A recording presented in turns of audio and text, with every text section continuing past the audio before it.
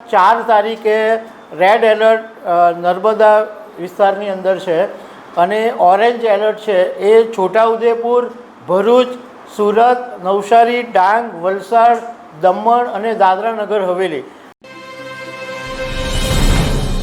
ગુજરાતના હવામાન વિભાગે એક એવી આગાહી કરી છે જેને કારણે સુરતના લોકોએ એલર્ટ થવાની જરૂર છે, કારણ કે આગામી દિવસોની અંદર 3 દિવસ સુધી ગુજરાતની અંદર ભારે વરસાદ પડવાનો છે એવું હવામાન વિભાગે કીધું છે. સાથે સાથે સુરત મહાનગરપાલિકાએ પણ લોકોને ચેતવણી આપી છે કે 3 દિવસ માટે સાચવજો. તો આના વિશે હું તમારી સાથે વાત કરીશ. મારું નામ રાજેશ શાહ છે અને તમે જોઈ રહ્યા છો ગુજરાતના સૌથી મોટા ડિજિટલ ન્યૂઝ પ્લેટફોર્મ ખબરછે.com. સુરત મહાનગરપાલિકાએ લોકોને એક ચેતવણી મોકલી છે અને એની અંદર એવું કહેવામાં આવ્યું છે કે ભારતના હવામાન વિભાગ દ્વારા 4, 5 અને 6 સપ્ટેમ્બર દરમિયાન ભારે વરસાદ પડવાની આગાહી કરવામાં આવી છે. એટલે સુરતના લોકો કાળજી રાખે, સુરતના લોકો કેર કરે એ બાબતની વાત સુરત મહાનગરપાલિકાએ કરી છે. હવે જે પ્રમાણે હવામાન વિભાગે 4, 5 અને 6 તારીખ સુધી જે વિસ્તારોની અંદર ભારે વરસાદની આગાહી કરી છે એમાં 4 તારીખે રેડ એલર્ટ નર્મદા વિસ્તારની અંદર છે અને ઓરેન્જ એલર્ટ છે એ છોટાઉદેપુર, ભરૂચ, સુરત, નવસારી, ડાંગ, વલસાડ, દમણ અને દાદરા નગર હવેલી આટલા વિસ્તારોની અંદર 4 તારીખે ભારે વરસાદની આગાહી હવામાન વિભાગે કરી છે.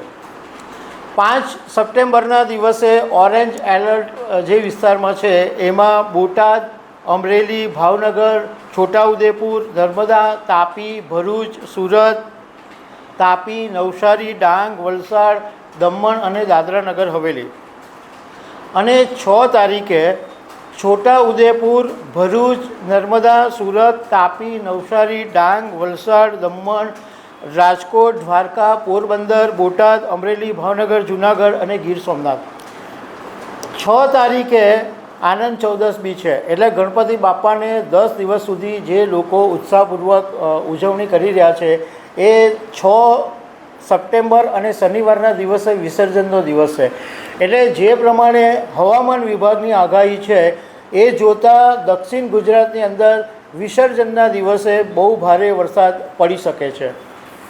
હવે ઓવરઓલ જે જૂન 15થી વરસાદની શરૂઆત થઈ ત્યારથી અત્યાર સુધીમાં ગુજરાતની અંદર ઘણા બધા વિસ્તારોની અંદર ખાસો એવો વરસાદ પડ્યો છે. તો દક્ષિણ ગુજરાતની અંદર સિઝનનો ટોટલ જે વરસાદ છે એ 55 ઇંચ જેટલો પડ્યો છે. એટલે લગભગ 94% જેટલો વરસાદ ઓલરેડી દક્ષિણ ગુજરાતની અંદર પડી ચૂક્યો છે.